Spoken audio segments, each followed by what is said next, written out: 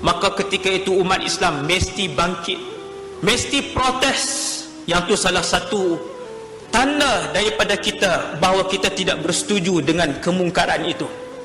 Tanda daripada kita tak setuju dengan maksiat itu. Dan itulah selemah-lemah iman. Kita nak tangkap, tak boleh, kita bukan polis.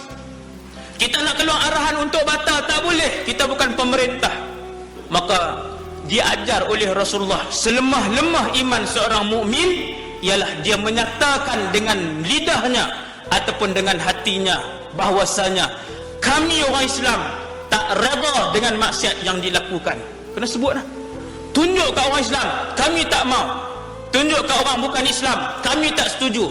Tunjuk kepada pemerintah yang membenarkan, kami tidak redha dan kami tak setuju dengan maksiat tersebut. Nabi kata, yang itulah yang paling rendah sekali kedudukan iman.